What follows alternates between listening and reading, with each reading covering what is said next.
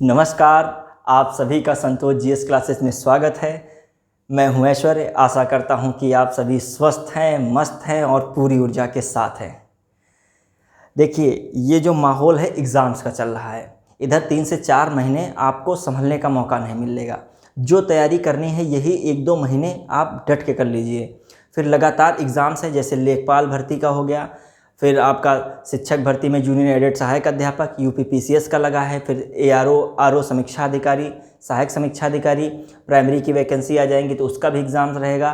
तो कई सारे एग्ज़ाम्स, रेलवे का है, एसएससी जीडी का है, यूपीएसआई का है, बहुत सारे एग्ज़ाम्स है। और कई बच्चे जो हैं कोई बच्चा है जो कई उसके एग्ज़ाम्स लगे हैं।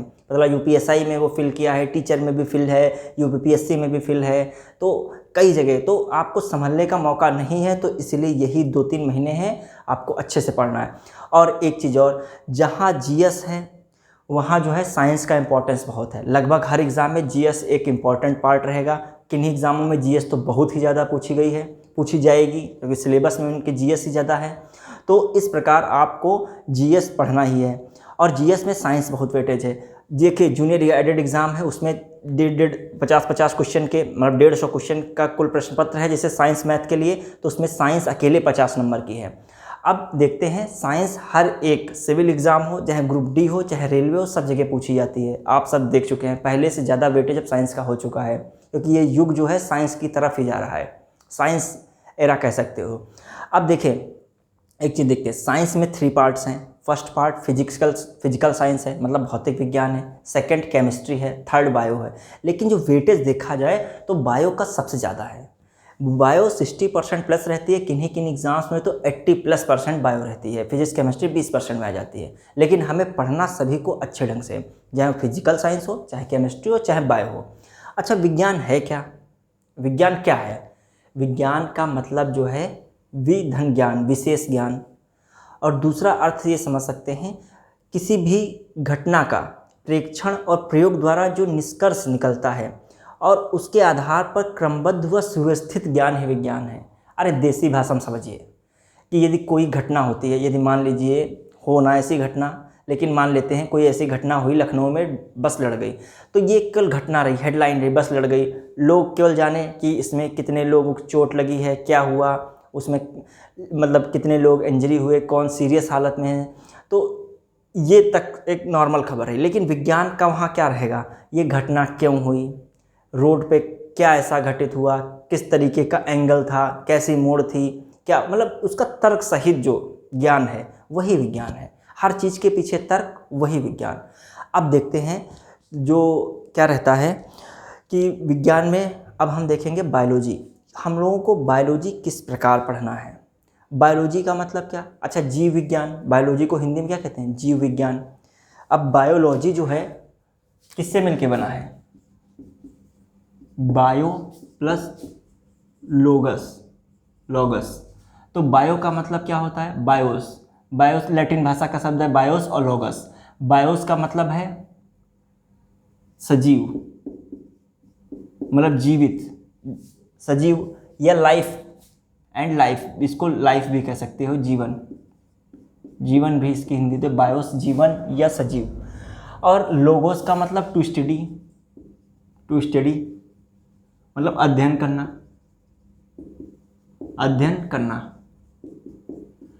करना। तो जो है सजीवों का अध्ययन करना, सीधे समझ लीजिए, सजीवों का अध्ययन करना, निर्जीवों का नहीं, सजीवों का। अब सजीव में कौन आते हैं?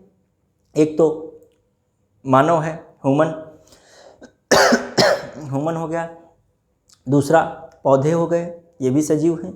जो एनिमल हैं वो भी सजीव है। जो छोटे जीव हैं, जैसे जीवाणु हैं, विषाणु हैं, वो भी सजीव में। हालांकि विषाणु को सजीव निर्जीव के बीच की कड़ी माना जाता है, लेकिन वो भी एक सजीव में माना गया। ठीक, तो ये जो है विज्ञान, मतलब जीव विज्ञान है। तो हमको जीव विज्ञान पढ़ना है। जीव विज्ञान क्यों पढ़ना है, आवश्यक है, ये भी हम लोग समझेंगे। अच्छा, सजीव और निर्जीव की और क्या पहचान हो सकती है? सजीव हमने बताया, सजीव में क्या रहता है, सजीव जितने भी हैं श्वसन होता है, उत्सर्जन है, सांस लेते हैं, ठीक है, श्वसन हो रहा है, विकास होती है, ग्रो होता है, वृद्धि विकास होती है। फिर क्या रहता है, पाचन क्रिया होती है, पाचन हो गया। फिर क्या होता है, एक्सर्शन एक्सक्रीशन होता है मतलब उत्सर्जन होता है। ठीक, तो ये सब क्रियाएं किस में हो रही हैं? जनन होता है, प्रजनन होता है। ठीक है, प्रजनन होता है। प्रजनन का मतलब यदि कोई व्यक्ति जाता है, मान लीजिए उसका निधन हो जाता है, तो अपने पीछे क्या है, अपना वंश छोड़ गया है, तो वो क्या है, जनन हो गया, प्रजनन। अब यही जो है बायोलॉजी, जीव विज्ञान है। तो जीव विज्ञान को हम मुख्यतः 3 पार्ट में देखेंगे। एक तो हो जाती है जंतु विज्ञान, और दूसरी है वनस्पति विज्ञान, तीसरी है सूक्ष्म जीव विज्ञान। हम बायोलॉजी को इस तरीके से पढ़ेंगे, आपका टोटली सिलेबस कवर हो जाएगा, चाहे सिविल हो, चाहे जीडी हो, चाहे कोई भी हो, बायोलॉजी इतने में ही है। हम लोगों को स्पेशल और ब्रांचेस नहीं पढ़नी है, यही 3 ब्रांच हैं, उसके जो इम्पोर्टेंट है उन्हीं को पढ़ना। हाँ, कुछ ब्रांच के नाम हैं, जैसे कोई भी चीज़ें हैं, जैसे पक्षियों का अध्ययन है, ऑर्थोलॉजी है, तो ये सब चीज़ें बाद में एक लिस्ट करवा देंगे तो उसमें आ जाएंगी। 100-150 या 100-150 से भी कम 50-60 इंपॉर्टेंट नाम याद कर सकते हैं, और आप ऑप्शन देखेंगे, कर लेंगे। अब देखते हैं जो इसमें हमें बायोलॉजी कैसे पढ़ना है। तो इस तरीके से हम बायो पढ़ाएंगे। तो जो रहेगा जंतु विज्ञान, जंतु विज्ञान जियोलॉजी है। जंतु विज्ञान में हमें मानव शारीरिकी देखनी है।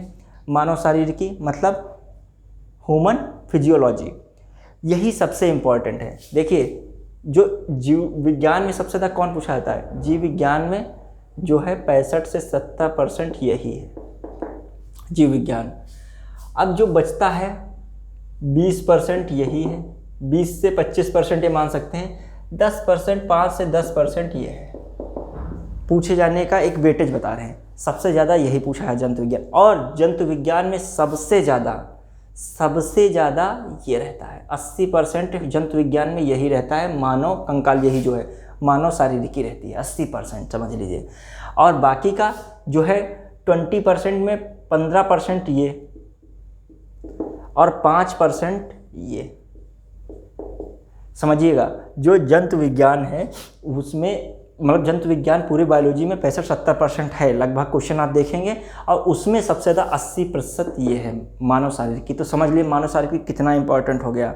अब मानव शारीरिकी में देखिए, कंकाल व मांसपेशी तंत्र है, पाचन तंत्र हो गया, परिसंचरण तंत्र पढ़ना है। देखिए, कंकाल व मांसपेशी तंत्र, कंकाल है बिल्कुल स्केलेटन सिस्टम, उसके ऊपर मांस और हल्का हल्का मांस चढ़ा हुआ है, तो मांसपेशियाँ हो गया। ठीक, फिर क्या पाचन तंत्र पढ़ना है। पाचन तंत्र में हम लोग देखेंगे बहुत सारे एंजाइम्स हैं, एंजाइम वगैरह इसमें देखेंगे। फिर परिसंचरण तंत्र है, परिसंचरण तंत्र में हम लोग क्या देखेंगे, ब्लड देखेंगे, ब्लड है, ब्लड के जो ब्लड टिश्यूज़ होते हैं, जो इसका काम क्या रहता है, ब्लड का क्या काम है, बहुत सारे ब्लड में हम लोग WBC, RBC कई क्वेश्चन पूछे जाते हैं, उस पर चर्चा रहेगी। और हार्ट जो क्या करता है, ये रिफाइन करता है हार्ट, जो ब्लड को और अंगों तक पहुँचाता है हार्ट, तो हार्ट को भी अच्छे से पढ़ेंगे। श्वसन तंत्र में हम लोग क्या देखेंगे, लंग्स को पढ़ेंगे अच्छे से, लंग्स इसमें देखेंगे। तंत्रिका तंत्र है, इसमें नर्वस सिस्टम, जो हम बोल रहे हैं, जो हम पेन पकड़े हुए हैं या इस पर लिखते हैं तो हमें कौन मैसेज दे रहा है, तंत्रिका तंत्र। यहाँ जो है मेन जो है पूरा CPU है, कंप्यूटर में जो चलाता है पूरे कंप्यूटर को, प्रोग्रामिंग करता है सॉफ्टवेयर की, CPU। तो वो समझिए कंट्रोल प्रोसेसिंग यूनिट है, CPU है पूरे बॉडी का मेन, सबसे इम्पोर्टेंट। लगभग हर चीज़ का ट्रांसप्लांट हो गया है, लेकिन अभी तंत्रिका तंत्र का नहीं हो पाया। तंत्रिका तंत्र में कौन, मेन ब्रेन का भी ट्रांसप्लांट नहीं हो पाया है, इतनी साइंस अभी नहीं आगे जा पाई है, तो इसमें हमें ब्रेन भी पढ़ना अच्छे से। फिर उत्सर्जन तंत्र, देखिए उत्सर्जन तंत्र को भी पढ़ना। उत्सर्जन तंत्र में कौन आ जाएगा, किडनी आ जाएगा, वृक्क, किडनी को अच्छे से पढ़ना है, किडनी पढ़ेंगे अच्छे से। फिर जो है जनन तंत्र में हमें मेल फीमेल पढ़ना है, मेल पुरुष और फीमेल, बिना संकोच के अच्छे से पढ़ना है, उसमें कोई झिझक नहीं होनी चाहिए, क्योंकि एक बार जानना हर चीज़ को ज़रूरी है, इससे भी क्वेश्चन रख दिए जाते हैं। अंतःस्रावी ग्रंथ तंत्र है, इसको भी पढ़ना इंपॉर्टेंट है, इसमें हार्मोन्स हम लोग देखेंगे, हार्मोन्स इससे क्वेश्चन पूछे जाते हैं, तो हमें ये हो गया। ठीक, तो ये इंपॉर्टेंट। फिर मानव में पोषण, कार्बोहाइड्रेट, प्रोटीन, वसा, विटामिन, इनसे काफ़ी पूछे जाते हैं। ये स्वास्थ्य से जुड़ा हुआ है, हर जगह स्वास्थ्य एक शब्द देते हैं वो सिलेबस में, तो इससे जैव विकास, एवोल्यूशन और जो है एनिमल किंगडम, इसको पढ़ना है।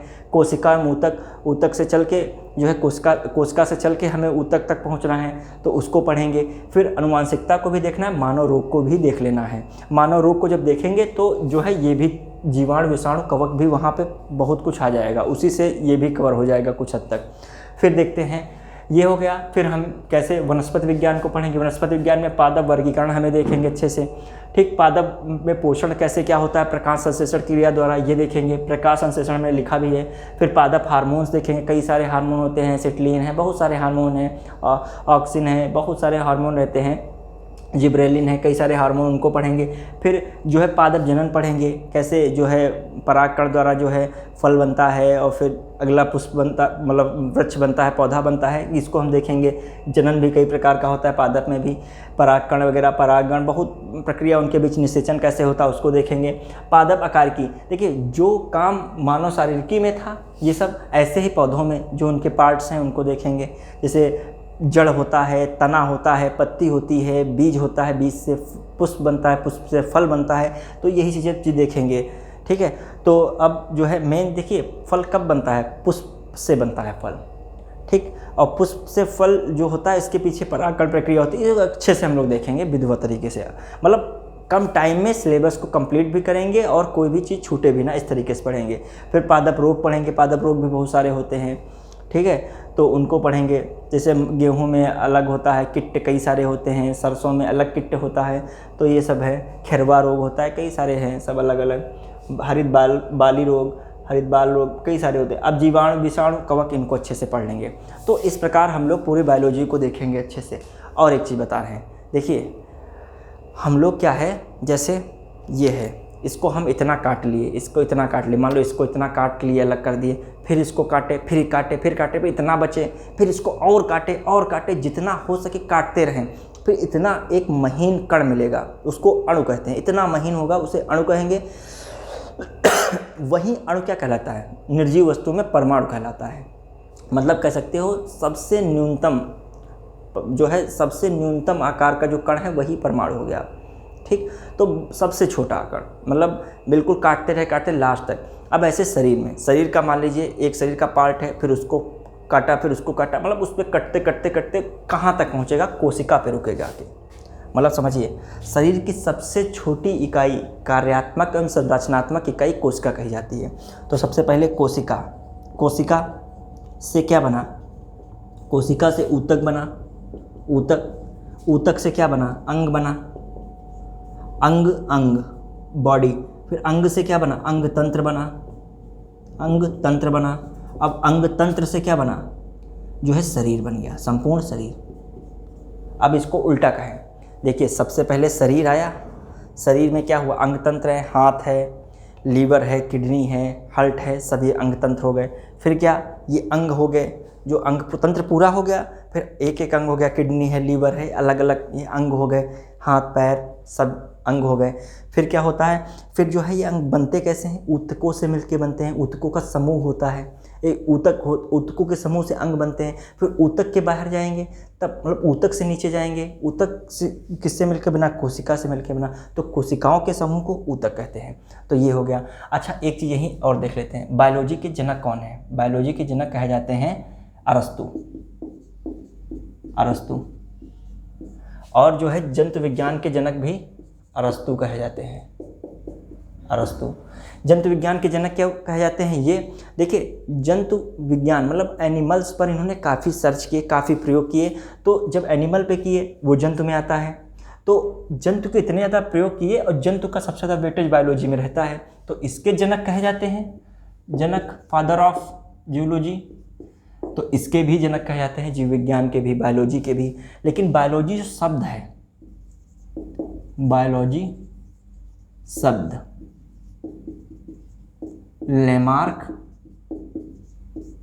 व ट्रेविनेरस ने दिया था। ट्रेविनेरस ने ये शब्द सबसे पहले जो बायोलॉजी किसने दिया था, लेमार्क व ट्रेविनेरस ने दिया था। अब जो देखा जाए वनस्पति विज्ञान के फादर कौन कहलाते हैं, ये कहलाते हैं एंटोनी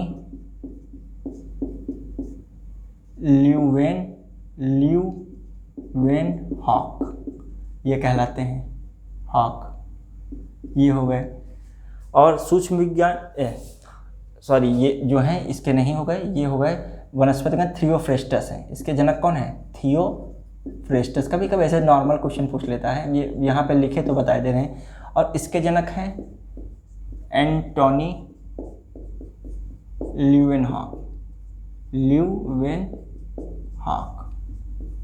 ल्यूवेनहॉक।